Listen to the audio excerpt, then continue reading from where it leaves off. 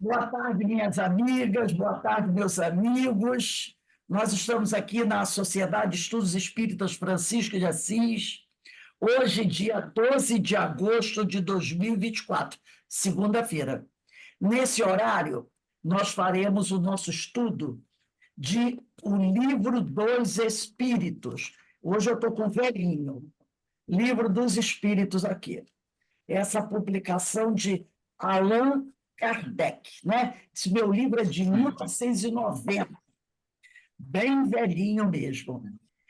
E nós estamos estudando a parte segunda, capítulo 9, da intervenção dos espíritos. Vamos começar hoje com os espíritos durante os combates, item 541.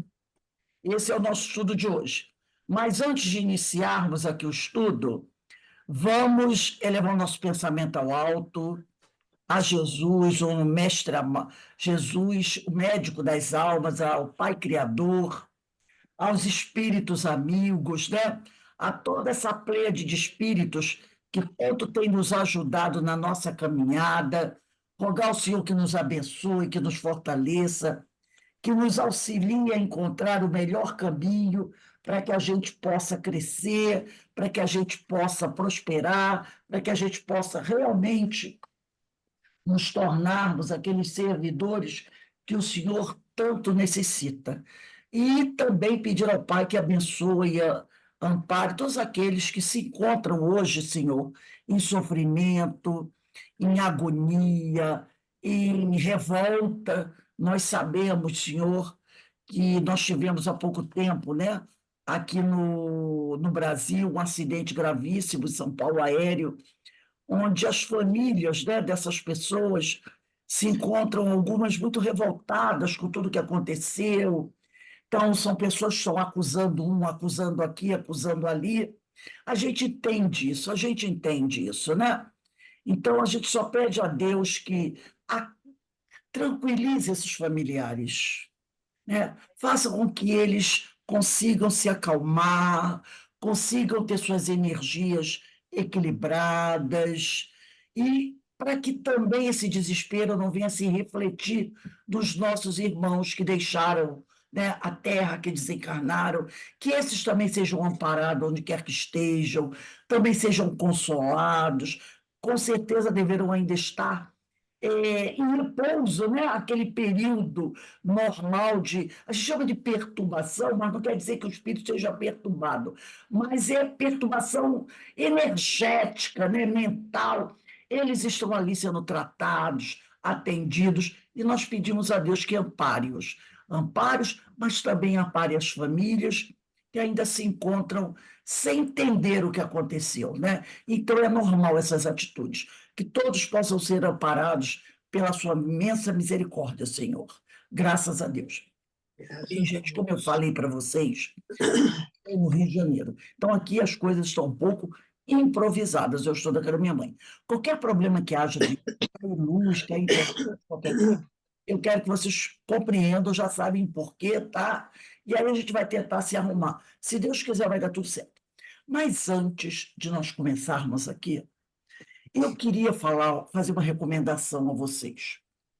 Vocês sabem que a Carmen, todos os dias pela manhã, manda para a gente uma mensagem daquele livro Pão Nosso, não é? Onde Ivone Pereira pede que a gente leia a mensagem, faça uma reflexão e depois faça uma oração por aqueles espíritos muito, muito sofredores, principalmente os obsessores mais cruéis. Gente, a mensagem de hoje, talvez para mim, seja uma das mais importantes que eu já li. Para mim, entendeu? Eu não estou dizendo que tenha que ser para vocês. Mas quem não leu essa mensagem, quem não tem o PDF, não tem o livro Pão Nosso, ou não tem o PDF, eu vou mandar o PDF para vocês. E eu gostaria que vocês estivessem fazendo essa leitura diária. Tá? O livro é Pão Nosso. Todo dia ela manda de manhã mensagem, onde a Ivone pede para a gente ler, fazer uma reflexão e faça uma prece. pelos espíritos muito sofredores, tá? Então, quem não está fazendo, comece a fazer hoje. Comece hoje a partir dessa leitura de hoje. É o capítulo 75 do Livro Nosso. É uma mensagem de Emmanuel espetacular. Quando eu li, eu falei, meu Deus do céu. Leio. Tudo que a gente estava falando antes aqui da aula começar, é o que ele disse aqui. Estava eu, Aninha, Verinha, É isso aí. né? A gente estava conversando. O que a gente estava conversando aqui antes é o que Emmanuel colocou nessa mensagem de hoje. Então, eu vou mandar o PDF para vocês do livro Pão Nosso. Quem tiver, leia. Quem não tiver, leia pelo PDF. Porque todo o nosso assunto, antes da aula, estava eu, Vera Eckert, Luana Constantino. É o que Emmanuel colocou nessa mensagem de hoje. Murmurações. Leia e depois você. Ica, eu fiquei assim, ó. Meu Deus do céu. Muito bom. Maravilhosa, maravilhosa. Leio, porque ele só diz ali a verdade. E é o que a gente Murmurações, vive, é isso aí. está vivendo, tá? Livro bom, nossa Carmen, todo dia de manhã manda para gente. Ela não falha nunca. Então vamos lá, gente. Livro dos Espíritos, questão 541. Os espíritos durante os combates. Combates aqui sobre a guerra, né? Que é sempre uma coisa que a gente fica perguntando. Como é que ficam aqueles que estão em combate, lutando numa guerra? E Kardec faz a seguinte pergunta aos espíritos. Durante uma batalha, há espíritos assistindo os combates e amparando cada um dos exércitos? Ele até faz essa pergunta porque, durante o período da publicação de Livros dos Espíritos, a França estava em guerra, estava em combates, né, revoluções acontecendo. E os espíritos respondem: sim, e que lhes estimulam a coragem. Olha só a resposta. A pergunta: durante uma batalha, há espíritos assistindo os combates, a luta dos soldados, dos exércitos, e amparando cada um dos exércitos? Ele quer saber se tem. Vamos imaginar que a França tivesse em luta com a Inglaterra, com a Itália, com a Rússia, com quem quer que fosse. Aí hoje nós temos Ucrânia e Rússia, nós temos palestinos contra israelenses, e mais uma meia dúzia de gente brigando aí. Ele quer saber se os espíritos que estão assistindo o combate, se eles estão apoiando um lado ou outro lado. Entendeu? É isso que ele quer saber. Por exemplo, hoje, se tem um grupo de espíritos apoiando a Rússia, se tem um grupo de espíritos apoiando a Ucrânia, tipo, espíritos tomando partido da batalha, entendeu? Espírito tomando partido na batalha por um lado ou por outro. Isso que ele quer perguntar. E eles respondem: sim, há espíritos assistindo e que lhes estimulam a coragem. A coragem. Eles ficam ali, amparando aqueles irmãos, mas estimulando a coragem deles. Porque eles sabem que o soldado, ser soldado é uma profissão. Então, o soldado que é convocado para ir numa batalha, ele não pode dizer não. Ele faz parte do exército daquele país. Então, ele é convocado à luta, ele vai à luta. Ele não pode desertar. Se ele desertar, o país dele pode sofrer, né, uma destruição. Então, ele vai lutar para tentar defender o país dele.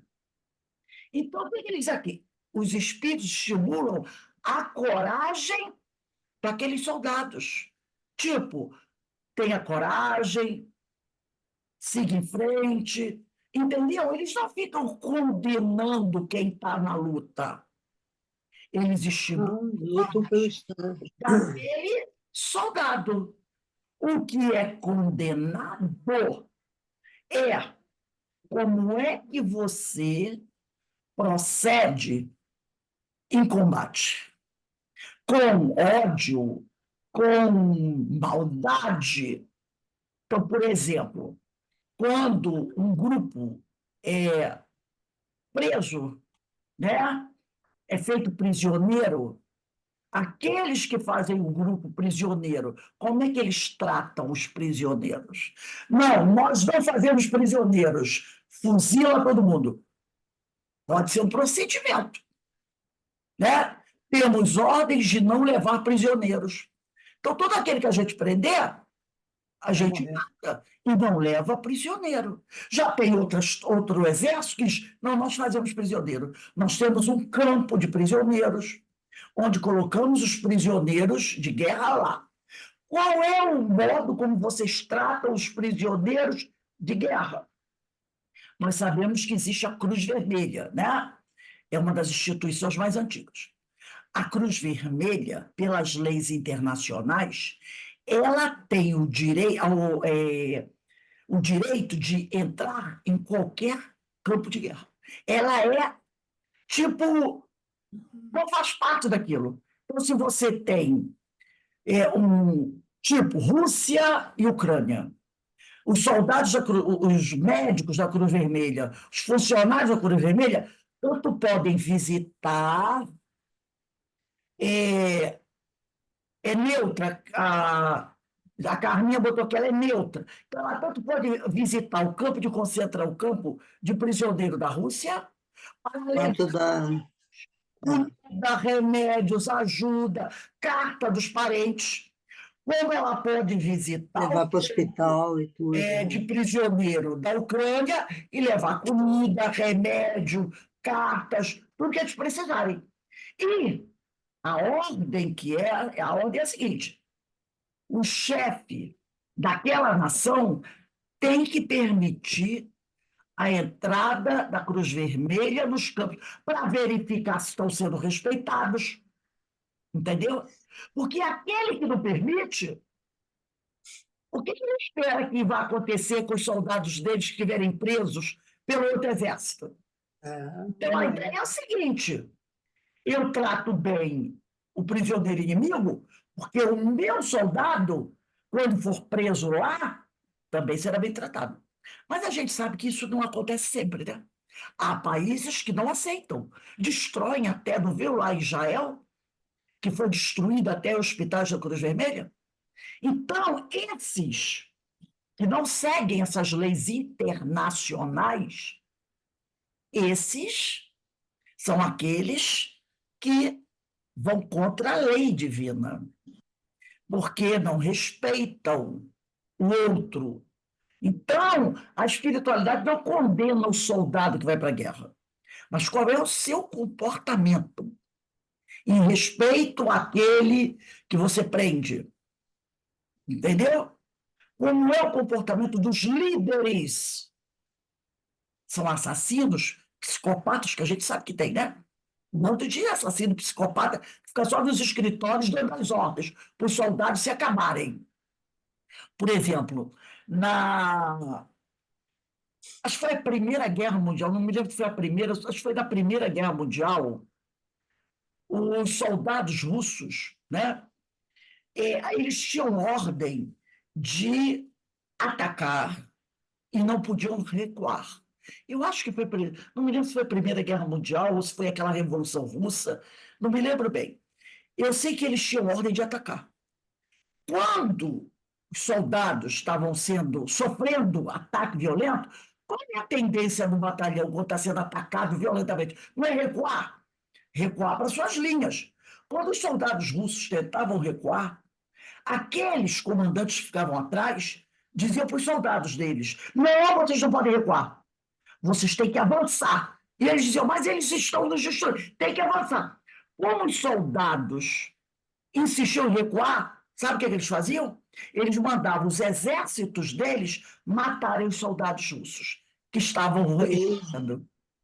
Então, os soldados tinham duas linhas inimigas: o adversário, que vinha contra eles, e se eles tentassem, de guerra. o exército russo não aceitava matava e atirava nos seus próprios soldados. Tem até um filme muito bem feito, né, acho que concorreu até ao Oscar, mostrando isso. Os soldados russos voltando, a maioria jovens, voltando, né, porque estavam sendo massacrados, e os próprios soldados russos que estavam nas linhas de trás atirando neles, e eles morrendo, né, sobre tiros dos seus próprios comandantes. Esse tipo de coisa que não é aceito, né? É esse tipo de coisa que aquele que participa da guerra vai ser considerado um criminoso de guerra, né? Então, isso aqui, o que os espíritos fazem? Estimulam a coragem daqueles que estão em batalha. Aí Kardec pergunta assim, aí tem uma notinha de Kardec, onde ele diz assim, os antigos figuravam os deuses tomando partido. Não é assim? Os antigos figuravam os deuses tomando partido deste ou daquele povo. Então, né, tinha Marte, o deus da guerra, não é? Aí o outro deus, outro país, o deus da guerra também. Então, os antigos figuravam os deuses tomando partido deste ou daquele povo. Esses deuses, entre aspas, eram simplesmente espíritos representados por alegorias. Que os espíritos mesmo nunca tomaram partido de ninguém, nem por esporte, né? Que às vezes a pessoa vou rezar para Deus me ajudar para eu ganhar a medalha. Mas o outro atleta também merece a medalha. Então Deus vai tomar o meu partido para que eu ganhe a medalha de ouro? Não, se eu tiver competência, eu vou ganhar. Mas Deus não vai. Nenhum espírito vai. Aí é o time de futebol também, não é assim? Ó? Que reza para o seu santo protetor para ajudar ele a ganhar o campeonato. Não tem espírito protetor para ajudar um país, um time de futebol a ganhar seu campeonato. Como também não tem um Deus para ajudar um país a ganhar a guerra. Não são todos filhos de Deus? São. Então, como é que Deus vai ajudar um país, uma nação a ganhar uma guerra sobre a outra? De jeito nenhum. Eu trouxe esses deuses aí, são apenas alegorias, são representados por alegoria. Eu trouxe aqui um texto para a gente compartilhar, que eu achei muito interessante, do livro Nosso Lar. Deixa eu pegar aqui, do Nosso Lar. Deixa eu abrir aqui para poder ver direitinho como é que fica isso aqui. 190. Aqui, ó. Convocados à luta. Livro Nosso Lar, Convocados à Luta. Quem quiser depois dar uma olhadinha, capítulo 41, Convocados à Luta. E diz assim, André Luiz, nos primeiros dias de setembro de 1939, esse é o início da Segunda Guerra Mundial. Quando a Alemanha, entre aspas, a data que dizem, né, oficialmente, a Segunda Guerra teve início. Foi quando a Alemanha invade a Polônia. Nos primeiros dias de setembro de 1939, nosso lar sofreu igualmente o choque, porque passaram diversas colônias espirituais ligadas à civilização americana. Era a guerra europeia, tão destruidora nos círculos da carne, quão perturbadora no plano do espírito. Entidades numerosas comentavam os empreendimentos bélicos em perspectiva, sem disfarçarem o imenso terror de que se possuíam. Vou pular aqui um parágrafo. Reconheci que os espíritos superiores dessas circunstâncias, olha só, presta sua atenção se isso está bem de acordo com o que nós falamos ainda agora. Reconheci que os espíritos superiores, diz André Luiz, nessas circunstâncias de guerra, passam a considerar as nações agressoras não como inimigas, mas como desordeiras e cuja atividade criminosa é imprescindível reprimir. Quer dizer, aquela que fez o primeiro movimento para começar uma guerra. A gente viu lá a questão da Ucrânia e da Rússia. Quem é que deu o primeiro passo? foi a Rússia. Ela que invade, né, a Ucrânia. Então, passam a considerar as nações agressoras não como inimigas, mas como desordeiras, e cuja atividade criminosa é imprescindível reprimir. No caso de Israel e a Palestina, não foi o povo de Gaza que atacou Israel, foi o Hamas, um grupo que ninguém discute, terrorista, criminoso, tá?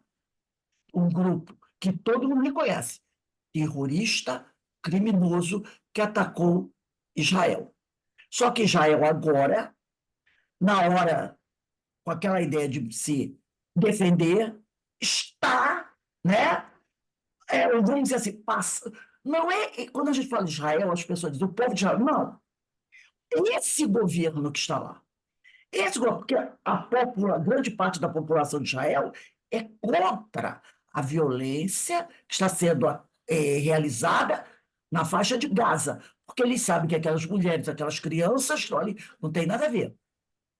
Mas, por questões políticas, o grupo que dirige Israel, que não tem nada a ver com a população de Israel, está agindo de forma muito violenta, muito além da conta, para alegar uma defesa. Então, são dois grupos violentos. Hamas, que ninguém discute, e o núcleo do governo de Israel. Entendeu? Da mesma maneira que o povo de Gaza não tem nada a ver com Hamas, vamos dizer assim, é uma vítima do Hamas também, porque se aquele povo de Gaza não obedeceu Hamas, eles matam. Como também o povo de Israel não tem nada a ver com esse núcleo do governo de Israel que é violento. Inclusive, a própria população de Israel tem feito muitas manifestações, a gente vê pela televisão, para que essa guerra acabe. Até porque tem muita gente ainda, tem muitos israelenses ainda, prisioneiros do Hamas. E o povo de Israel sabe que, se a guerra não acabar, esses parentes deles, que estão na mão do Hamas, que é impiedoso, não será libertado. Então, o povo de Israel quer o fim da guerra, para que os prisioneiros possam voltar para casa. Só que esse núcleo que comanda Israel não quer manter a guerra, tem lá seus interesses. E o Hamas não está nem aí para ninguém. Eles são um grupo que vivem da guerra, que se alimentam do terror. Eles se alimentam do terror e serão sempre assim. É o verdadeiro, entre aspas, vamos dizer assim, vampiro, que se alimenta da guerra, do terror e da desgraça. E o povo de Israel sabe disso. E quer que a guerra acabe para que os seus filhos possam voltar para casa. Mas, infelizmente, há um grupo que não deseja isso, quer ficar ali guerreando, né? Então, é o que ele diz aqui. Aquelas nações agressoras, aqueles grupos agressores, são vistos como desordeiros, tá? Infelizes dos povos que se embriagam com o vinho do mal, disse-me Salustio, que é um dos orientadores. Ainda que consigam vitórias temporárias, elas servirão somente para lhes agravar a ruína, acentuando-lhes as derrotas fatais. Quando um país toma a iniciativa da guerra, encabeça a desordem da casa do pai e pagará um preço terrível. Observei, então, diz André Luiz, que as zonas superiores da vida se voltam em defesa justa contra os empreendimentos da ignorância e da sombra, congregados para a anarquia e, consequentemente, para a destruição. Esclarecem-me os colegas de trabalho que, nos acontecimentos dessa natureza, os países agressores convertem-se naturalmente em núcleos poderosos de centralização das forças do mal. Sem se precatarem dos perigos imensos, esses povos, com exceção dos espíritos nobres e sábios que lhes integram os quadros de serviço, embriagam-se ao contato dos elementos de perversão que invocam das camadas sombrias. Então, esses grupos que estão em guerra e que não estão nem aí para a sua própria população, eles acabam atraindo espíritos das sombras que vão o quê? Alimentar esse seu desejo de agressão, né? Então, esses grupos se tornam núcleos poderosos da centralização das forças do mal, tá? E aqueles espíritos que estão ali, os espíritos bons que estão em meio àquele grupo, tentam de tudo para fazer com que essa perversão acabe. Mas nós temos o livre-arbítrio, né? Nós temos o livre-arbítrio. Coletividades operosas convertem-se em autômatos do crime. Legiões infernais precipitam-se sobre grandes oficinas do progresso comum, transformando-as em campos de perversidade e horror. Mas enquanto os bandos escuros se apoderam da mente dos agressores, os agrupamentos espirituais da vida nobre movimentam-se em auxílio dos agredidos, dos sofredores. Se devemos lastimar a criatura em oposição à lei do bem, com mais propriedade devemos lamentar o povo que olvidou, que esqueceu a justiça. Então, aqui o André Luiz traz para a gente, né, isso que está acontecendo nessas regiões de dor e sofrimento. Porque, no meio da guerra, quem sofre é o povo. Vamos pensar essa guerra aí, Israel e Hamas. Porque não é Israel contra a Palestina, é Israel contra Hamas, que é um grupo terrorista altamente criminoso e perigoso. O povo de Israel, que está fazendo de tudo, né, participou de manifestações para acabar essa guerra. Como ficam aquelas famílias sabendo que seus filhos, e são mais de 100 pessoas ainda, estão nas mãos desses grupos terroristas, que não têm piedade por ninguém? Não tem piedade por ninguém. Estão sofrendo muito, né? Estão sofrendo. Querem o fim da guerra para, quem sabe, conseguir a volta dos seus filhos, dos seus maridos, das suas esposas, não é? Em contrapartida, o povo palestino, que também sofre pressão do próprio Hamas, porque não pense que o Hamas é bonzinho para o povo palestino, não é, Não é. não é? Eles também estão sofrendo, porque eles não têm mais casa, não tem mais nada. Agora, por que os dois não tentam fazer a paz? Um não quer por questões políticas, e o outro não quer porque vive disso, que é o Hamas. O Hamas são espíritos, entre aspas. As pessoas vão dizer, não sei o que lá. Mas eles vivem disso. É de dor, sofrimento e guerra. Dor, sofrimento e guerra. O outro tem culpa? Tem. Mas se você ficar no cabo de guerra, não vai acabar isso nunca. Alguém tem que começar a parar, pensar, entendeu? Porque tá todo mundo quem sofre no final é a população, é o povo. Um que perde casa, perde família, perde tudo. E é expatriado, jogado de lá para cá. O outro perde seus familiares, que não sabem nem se estão vivos, como prisioneiros de guerra. Horrível, horrível. Então, e é isso que os espíritos estão vendo. Né? É isso.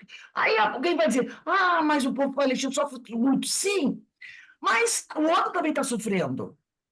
Então, pela dor, pela violência, ninguém vai conseguir nada ali. Não vão conseguir nada. Né? É preciso ceder. É preciso ceder. Porque quem sofre é o povo. E como eles falam, né? Esses grupos acabam se tornando o quê? Atraindo esses espíritos das sombras que querem isso mesmo, mais sangue, mais guerra, mais dissensão. E essas pessoas mergulham nessa prática e depois, mais tarde, vão ter que responder por isso. Porque todas as nossas atitudes têm um preço. Lá tem o preço. Agora vamos à questão 542. 42. Kardec pergunta: estando numa guerra, a justiça sempre de um dos lados, como pode haver espíritos que tomem o partido dos que se batem por uma causa injusta? Bem, ele quer saber, né? Como pode haver espíritos que tomam um lado, apoiam o outro? Os espíritos respondem: bem sabeis haver espíritos que só se comprazem na discórdia e na destruição. Para esses, a guerra é a guerra. A justiça da causa poucos preocupam. Então, aqueles espíritos que apoiam esses que estão em luta, incentivando para que a guerra continue e não acabe nunca, eles não estão nem um pouco preocupados se a causa é justa ou não é justa. Ele, como diz o povo aí, eles querem ver o circo pegar fogo. É isso que eles querem. Eles querem ver o circo pegar fogo. Eles não estão preocupados com. Eles dizem que estão preocupados com a causa, mas não estão.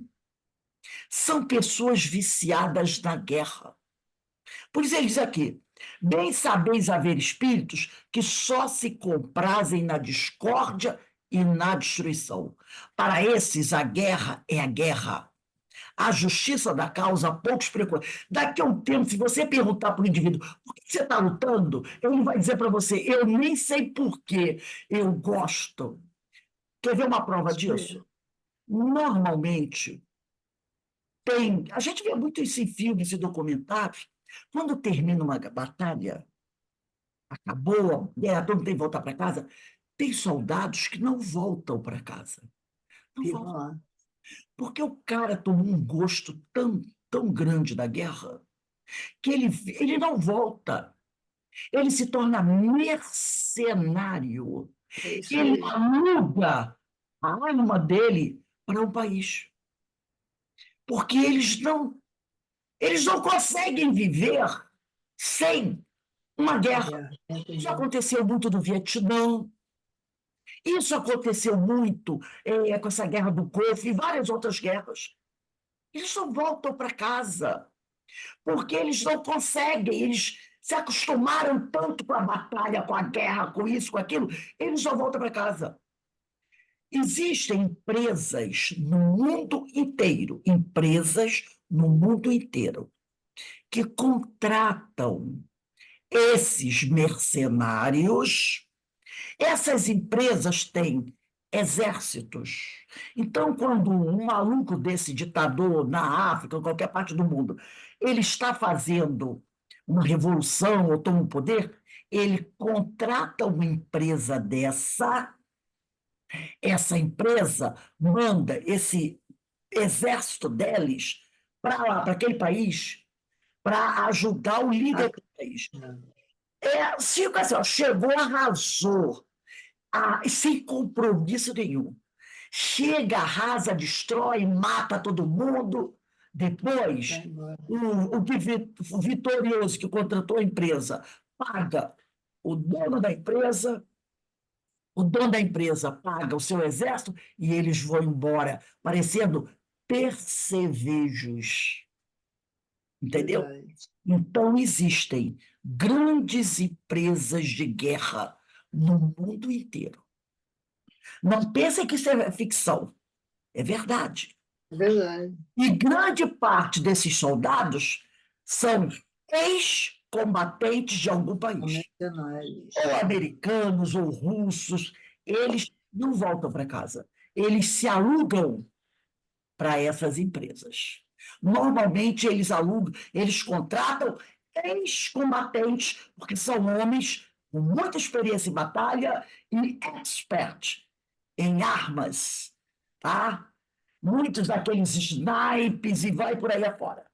Então, são homens que passam a vida inteira em luta, pelo prazer da luta.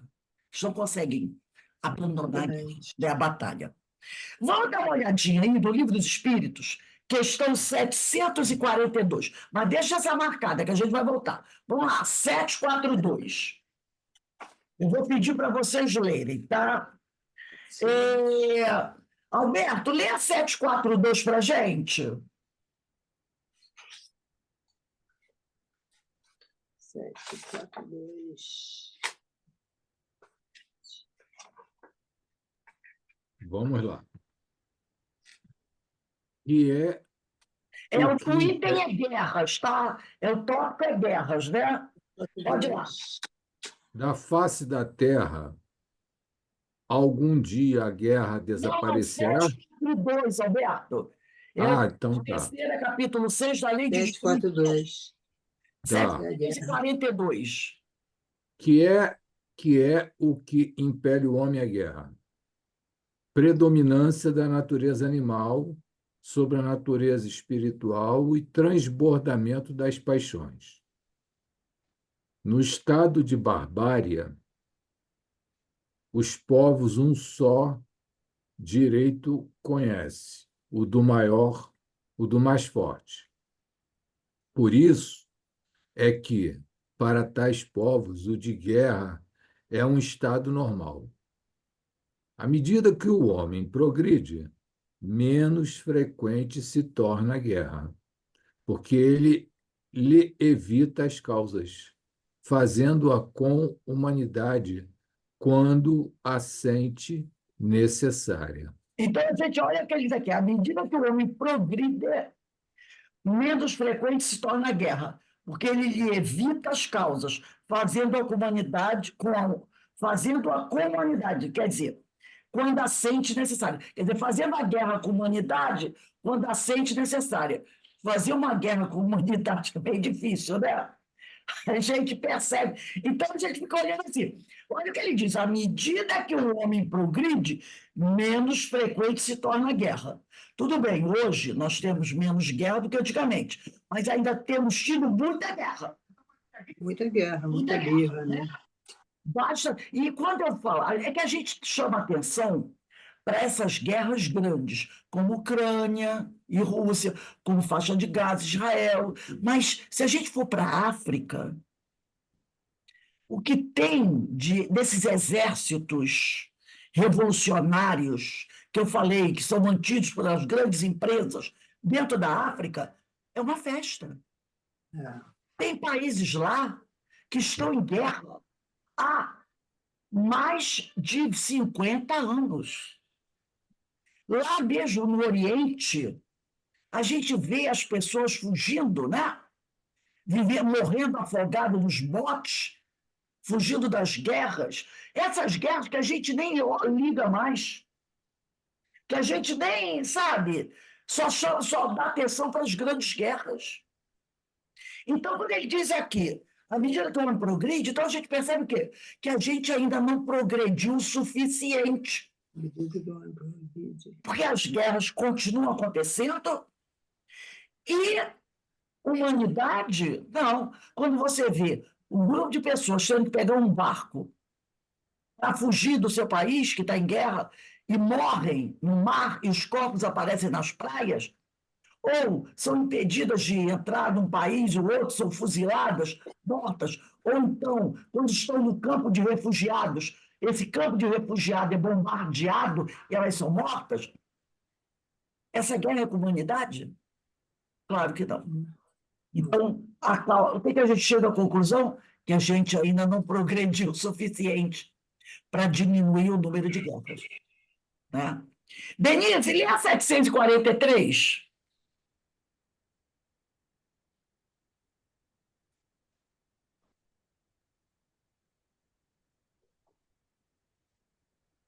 É isso. Diga o meu no Kindle. Deixa eu aparecer lá. 743.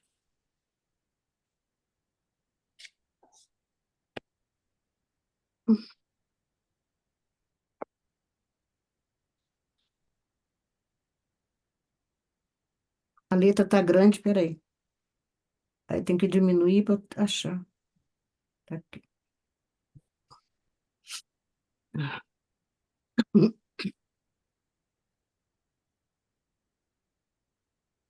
Se não der, deixa a gente ver para outra. Agora tem que aumentar a letra. Da face da terra, algum dia a guerra desaparecerá? Sim, quando os homens compreenderem a justiça e praticarem a lei de Deus. Nessa época, todos os povos serão irmãos. Opa, Então, né, veja a sua situação. Quando é que vai acabar a guerra? Quando os homens compreenderem a justiça e praticarem a lei de Deus. Então, a gente chega à conclusão que está faltando muita coisa ainda, né? ixi, Carmen, lê a 744.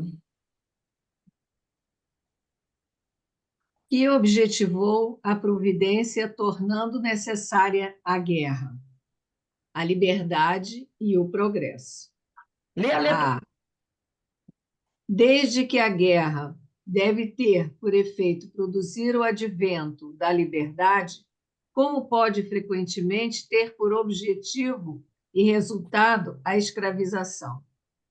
Aí eles respondem, os espíritos: escravização temporária, para esmagar os povos, a fim de fazê-los progredir mais depressa.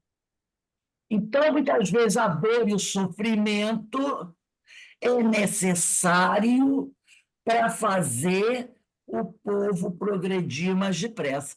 Porque quem sabe, sofrendo e muito, as pessoas não queiram mais a guerra. Não é? Então, quem fala aqui, e objetivou a providência tornando necessária a guerra, a liberdade e o progresso. Então, muitas vezes, através da guerra, a gente vê alguns povos, por exemplo, os Estados Unidos, a sua liberdade foi alcançada através de uma guerra. Eles eram uma colônia britânica, né? Uma colônia inglesa, eles eram uma colônia inglesa. Eles alcançaram a liberdade e a independência deles através de uma longa e guerra muito sangrenta, né? Foi uma guerra muito sangrenta, a guerra que levou à liberdade das 13 colônias americanas. Foi uma guerra muito sangrenta contra a Inglaterra, que era um império, né? Um império incrível. Os ingleses tinham colônias por todo mundo, e a América era uma colônia inglesa. Mas os americanos, chegando a um ponto, decidiram que queriam a liberdade. Daí o grande orgulho que eles têm até hoje, né? Porque eles conquistaram a independência deles através de uma guerra contra uma das, na época, a maior potência do mundo, que era a Inglaterra. Que era a Inglaterra, né? Então, é através da guerra que muitos países conquistaram a sua liberdade. Agora, por que, se a guerra tem, por efeito, produzir o advento da liberdade, como pode frequentemente ter por objetivo e resultado a escravização? Porque através da escravização temporária, e toda escravização é terrível, isso faz com que aquele povo progrida mais depressa. Vem aí o sofrimento, vem a guerra pela liberdade, e isso leva à liberdade, né? Mas poderia ser feito de outra forma, né? Bem, a Índia conseguiu de outra forma. Quer dizer, não houve uma guerra, mas o seu povo sofreu muito. Os indianos conseguiram a liberdade não através da guerra, mas eles, os indianos, sofreram muito por essa liberdade. Para obter a liberdade sem guerra, houve o sofrimento e a morte de muitos deles. Não é? Eles alcançaram a liberdade sem uma guerra, mas isso não quer dizer que eles não sofreram. Sofreram muito e muitos deles morreram sob muitas torturas. Ana, lê para a gente a 745. O que se deve pensar daquele que promove a guerra em benefício próprio? Esse é o verdadeiro culpado. Precisará de muita existência para expiar todos os assassínios dos quais foi a causa, pois responderá por cada homem cuja morte tenha causado para satisfazer a sua ambição. Meu E a Deus. mensagem para os líderes, para esses líderes, né? Que promovem a guerra. E qual é o grande objetivo deles? A conquista do poder. Se manter no poder por causa da sua ambição, e que leva, muitas vezes, um país inteiro à quase destruição total para que ele possa ter esse sonho de ser um Deus realizado. Esses irão sofrer muito, muito mesmo no futuro, né? Vamos agora à questão 543. Vamos voltar lá para 543. Pergunta Kardec. Podem alguns espíritos influenciar o general, o comandante, né, na concepção de seus planos de campanha? Sem dúvida alguma. Podem influenciá-lo nesse sentido, como com relação a todas as concepções. Então, pode ser que aquele líder guerreiro, esse que quer tomar o poder, quer ser quase um deus, né? O grande general, o grande líder, o grande chefe, ele pode sim estar recebendo o amparo, entre aspas, a influência de um espírito que também sonha com isso, com a grande conquista. Vamos dar uma olhada na questão 459. 459. Verinha, você está com o livro dos Espíritos na tua mão? Se não tiver, não tem problema. 459. Se tiver, você pode ler para a gente. Se não tiver, é só dar um aviso aí.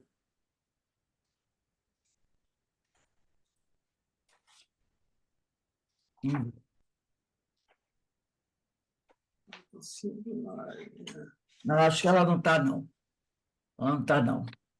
Eloá, pode ler. Oi, Rose, eu não tô não, minha filha. É que eu tô no celular, eu me enrolo todinha. Não tô com livro aqui, não. Eu tô no quarto. 459 A 459. influem os espíritos em nossos pensamentos e em nossos atos muito mais do que imaginais. Influenciam a tal ponto que, de ordinário, são eles que vos dirigem. Então, olha aí a resposta que Kardec deu, né? A pergunta que Kardec fez. Podem alguns espíritos influenciar o general na concepção de seus planos de campanha? Eles dizem, sem dúvida alguma, podem influenciá-lo nesse sentido, com relação a todas as concepções. É o que ele diz aqui da 459. Influem muito mais do que imaginais, influem a tal ponto que, de ordinário, são eles que vos dirigem. Vamos dar uma olhada na 638. 638. Mas deixa lá onde a gente estava estudando, sem desmarcar, tá? Sem desmarcar, porque a gente vai voltar depois. 638.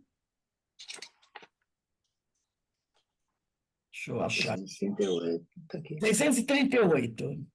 Alberto, lê para a gente.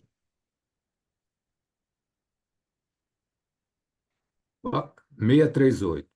Parece, às vezes, que o mal é uma consequência da força das coisas.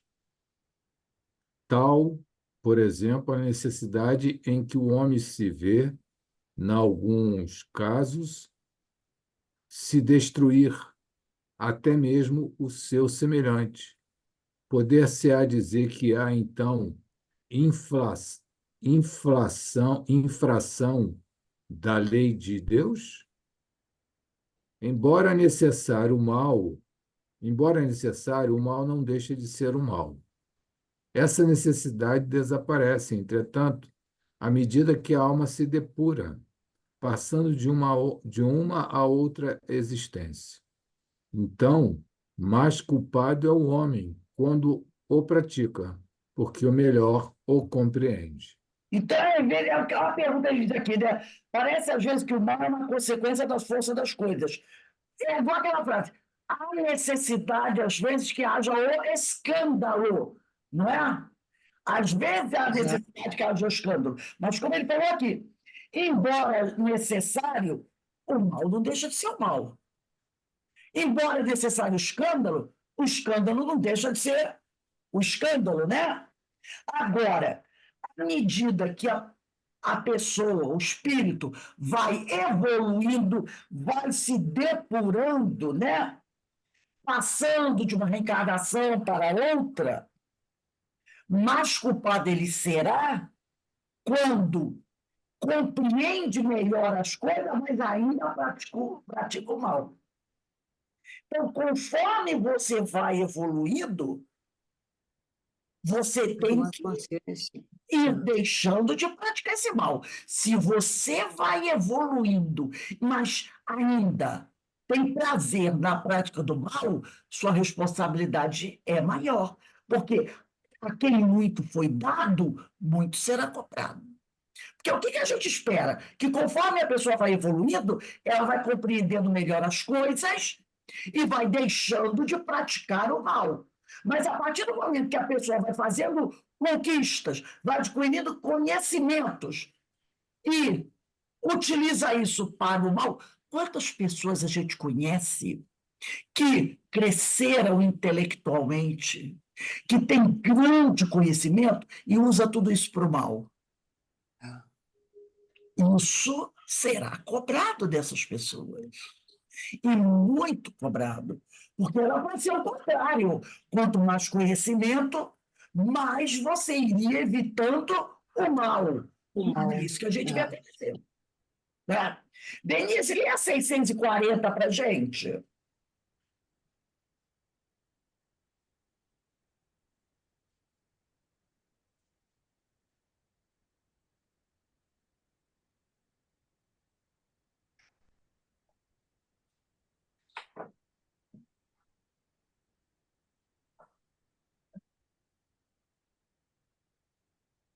Aquele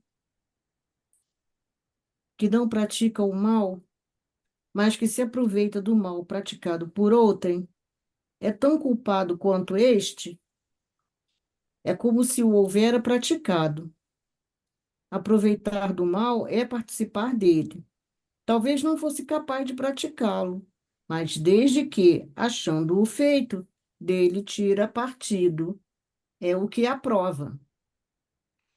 É que o teria praticado se pudera ou se ousara. Por exemplo, durante a Segunda Guerra Mundial, muitos empresários, principalmente empresários alemães, utilizavam dos prisioneiros dos campos de concentração para trabalharem nas suas empresas como escravos. Entendeu? Eles não eram eles que iam para a batalha e matavam esses soldados. Não eram eles que invadiam as casas dos judeus e traziam eles para o campo para Auschwitz, para Treblinka, para outros lugares pavorosos. Não eram eles. Mas eles se associavam aos nazistas e muitas vezes traziam esses prisioneiros que estavam nos campos de concentração para trabalharem para eles como escravos nas fábricas. E as pessoas trabalhavam ali quase 15, 18 horas por dia, homens, mulheres e crianças, mal se alimentando até exaustão, até a morte. Teve um homem que, percebendo isso, utilizou dessa jogada para salvar esses prisioneiros. Quem quisesse ver, a lista de Schindler. Lista de Schindler, maravilhoso. E ele traz esses judeus para sua fábrica para fabricarem munição e armas. Só que as munições e as armas não funcionavam direito. Então, os judeus fabricavam armas e munições defeituosas. Aí ele fabricava aquilo que era defeituoso, as armas, as munições, e entregava aos alemães, que usavam na guerra, e a arma explodia na mão do soldado, aquela coisa nada toda. E ele aproveitava e ia conseguindo retirar muitos judeus da Alemanha com a sua fábrica, né? Ele usou essa Lindo. artimanha e ele sabe Ele conseguia. que muitos empresários utilizaram, mas para fazer o bem. Tanto que no julgamento de Nuremberg, não são apenas militares que estão sendo julgados. Muitos empresários civis foram julgados e condenados à morte no julgamento de Nuremberg. Porque quem viu o filme Julgamento de Nuremberg vai ver que tem um monte de empresário sendo julgado. Não é só os comandantes dos campos de concentração. Muitos civis foram julgados, condenados à morte, porque eles se associaram aos nazistas e participaram dos crimes. Muitos médicos que aproveitaram a guerra para fazer experiências com os prisioneiros, não é? Em clínicas psiquiátricas. Por isso ele fala aqui, é como se o houvera praticado, se associaram ao mal. Aproveitar do mal é participar dele, é o famoso cúmplice. Talvez não fossem capazes de praticá-lo. Como disseram, eu não matei ninguém, eu não tirei. Mas mandou, né? Mas desde que, achando o mal feito, tira partido, é que o aprova, é que o teria praticado se puder ou se ousara. Então, né? Muitos disseram, não, nós não matamos ninguém. Mas você se aproveitou da desgraça em proveito próprio. Então, é como se você tivesse feito. Né? Você fez o próprio mal também.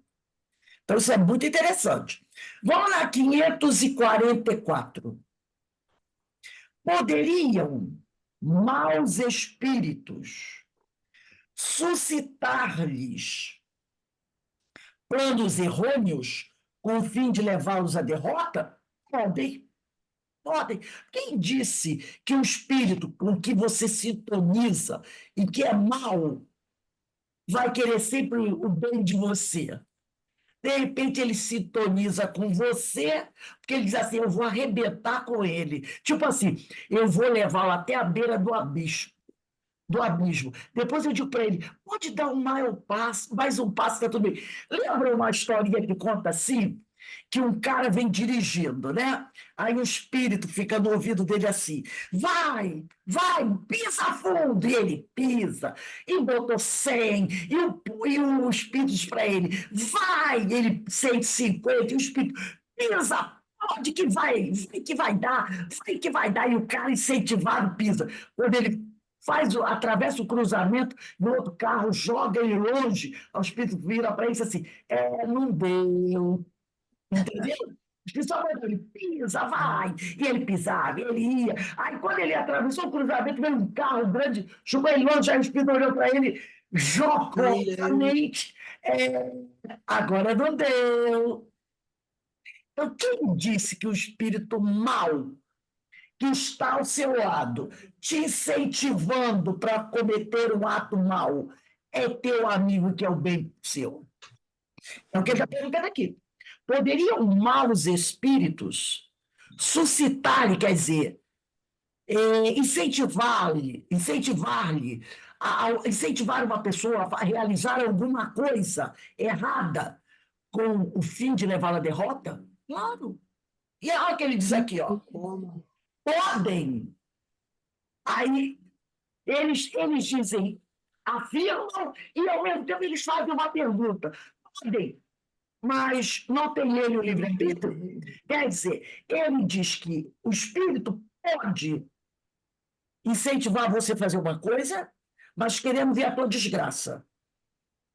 Aí ele diz assim, mas você que recebeu a sugestão, não tem o livre-arbítrio? Você não sabe o que é mal? Então o espírito chega e diz para mim, ó, vai lá, pisa e bota 180 que vai ficar legal. Eu não tenho que parar para pensar, mas peraí, meu amigo, 180 é uma velocidade muito grande. Se eu der uma bobeada aqui, meu carro capota e eu vou me explodir. Não é porque uma pessoa te induz ao mal, te sugere o mal, Tu vai aceitar. que você vai aceitar. Você não tem o livre-arbítrio? Tudo bem. Aí é famoso você perguntar assim, colega, é assim que você gosta de mim? Me mandando para a fogueira? Que amigo é esse? Acho que você é meu amigo, é um amigo da onça. Não tem só do amigo da onça? Você é o amigo da onça, cara. Tu está mandando eu espetar o focinho da onça? Você é o amigo da onça, meu amigo? Porque se eu espetar o focinho da onça, está arriscado ela me atacar. É o que o espírito pergunta. Mas ele não tem o livre-arbítrio? Se não tiver critério bastante para distinguir uma ideia falsa de uma ideia boa, né, sofrerá as consequências. E melhor faria se obedecesse em vez de comandar.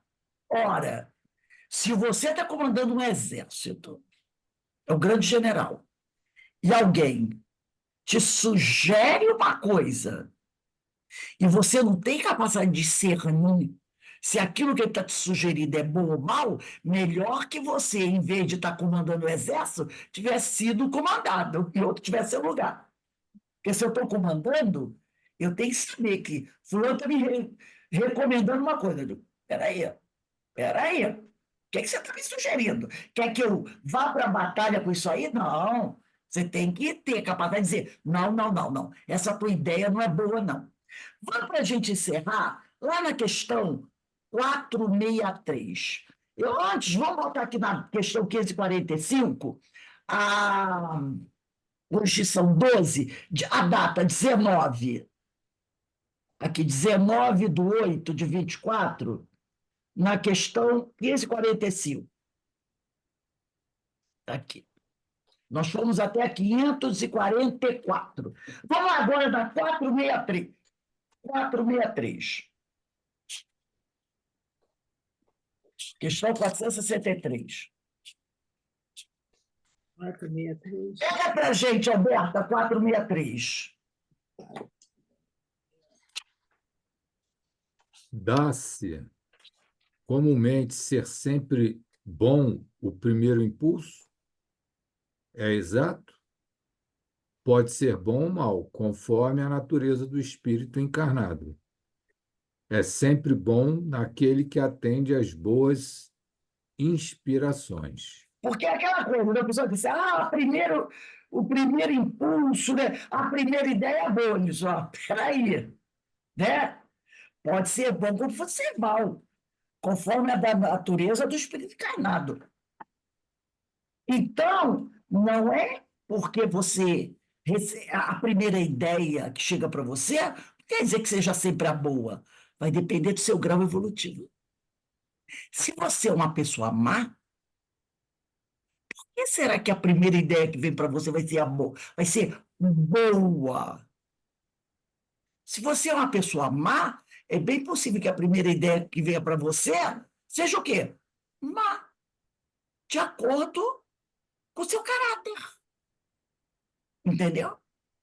Então a gente tem que perceber qual é o meu caráter. Eu gosto de coisas violentas. Não tem pessoa disseminando por aí vídeo daquelas pessoas que morreram queimadas do avião? Que alguns corpos talvez tenham saído para fora do avião? E não tem gente que entrou na casa, no terreno lá da hora e filmou e já está querendo colocar aí os vídeos? Não tem gente, eu fiquei assim, meu Deus, até onde vai o espírito humano? Tem pessoas pegando o nome, que saiu a lista das pessoas que morreram, já saiu uma lista, dos nomes das pessoas que morreram no acidente. Tem pessoas pegando o nome dos que morreram no acidente e fazendo campanha na internet, pedindo dinheiro para ajudar no enterro dessas pessoas. Ah, meu Deus. Brincadeira. A pessoa bota lá, família de fulano de tal, muito consternada, porque a pessoa morreu, a família não tem dinheiro, aí bota o Pix pedindo às pessoas ajuda para mandar o dinheiro para fazer o enterro. Que nome se dá a esta criatura? Hoje eu estava vendo na internet, avisando, Canalhas. não façam isso. Canalha. Vampiro tá bom para eles? Vampiro, canalha. Vejam, entendeu? Vejam. Aí eu digo, essa pessoa que já está fazendo esses esquemas são pessoas que têm um bom nível de inteligência. Porque não é qualquer um, não é um analfabeto que não sabe nem segurar um celular. Já articulando, ou são 62 pessoas que desencarnaram, né? São 62 possibilidades. Vai que a gente já consegue aí arrancar dinheiro com os 5 desses nomes. São esses os vampiros. Quando a gente fala de vampiro, às vezes a gente pensa, é aquele obsessor, todo deformado espiritualmente, com a forma de um demônio, entendeu? A gente pensa nisso, o vampiro. Não, o vampiro, às vezes, está dentro de casa, sentado numa poltrona confortável, numa cadeira dessas de pessoas que usam, trabalham na internet, que custa quase R$ 1.000, muito confortável, na frente de um baita computador, fazendo esse tipo de coisa. Esse é vampiro. Esse é vampiro. Às vezes aquele outro, todo deformado, que está tentando prejudicar alguém, ele está por vingança, que o fulano me fez sofrer, entendeu? Agora, esse não. Esse quer ganhar dinheiro às custas da dor de alguém. Ele está lá, ó. Está todo mundo chorando e ele está assim, ó, fingindo que chora, mas roubando o que está no bolso dos outros. Isso é um ser das trevas. E às vezes tem a carinha de um garotão, de uma menina de 16 anos. Porque pegaram há uns meses atrás, dando um golpe desse, e ela só tinha 16 anos. Ela foi lá do Rio Grande do Sul. Ela armou um esquema para roubar o dinheiro do pessoal lá, estava recebendo aquela ajuda. Era uma menina da alta sociedade gaúcha, ela tinha apenas 16 anos. Tá? Esses são os... mas 16 anos vampiro? Aí o espírito dela... Uhum. Uhum. O espírito dela tem 16 anos? Claro que não. Então a gente vê a que ponto chega, né? Vamos aqui, Elô, lê a 464 para a gente. Aí a Ana Constantino pega a 465. Como distinguir-nos, distinguir-nos de um pensamento sugerido procede de um bom espírito ou um mau espírito? Estudai o caso dos bons espíritos só para bem aconselhar. Compete-vos discernir. Como é que eu vou distinguir se o pensamento é bom ou mal? Analise o pensamento. Se ele é um pensamento bom, vem de um bom espírito. Se é um pensamento mau, se eu entro lá da minha casa e ver um pensamento assim, que tal você armar uma jogada para ganhar dinheiro às custas dessas famílias que perderam aí seus parentes no acidente? O que eu vou deduzir sobre esse espírito que está sugerindo isso? Que ele é bom? Claro que Não, é. claro que Mas se não. de repente o dono da casa onde o avião caiu em cima, hoje de manhã, hoje não, domingo, dia dos pais, o que ele fez? O avião caiu na casa dele, que partiu um pedaço da frente da casa dele, mas graças a Deus ele e a família sobreviveram. O que ele fez? Ele foi numa loja, comprou flores, comprou mais umas coisas e comprou uns chocolatinhos, porque ele disse, levou as flores, botou no quintal dele, e para aquelas pessoas, aqueles espíritos que estavam ali, e os chocolatinhos ele botou junto. Botou também.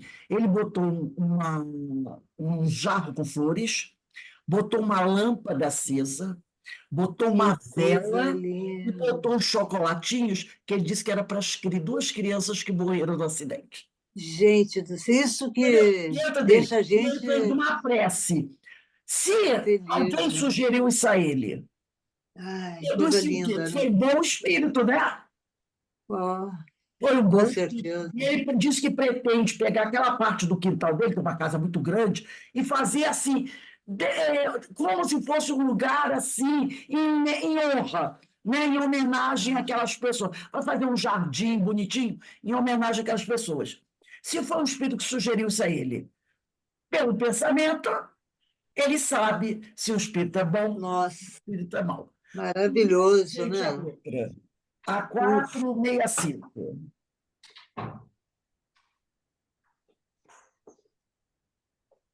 Com que objetivo os espíritos imperfeitos nos induzem ao mal, para que sofrais como eles sofrem? Continua.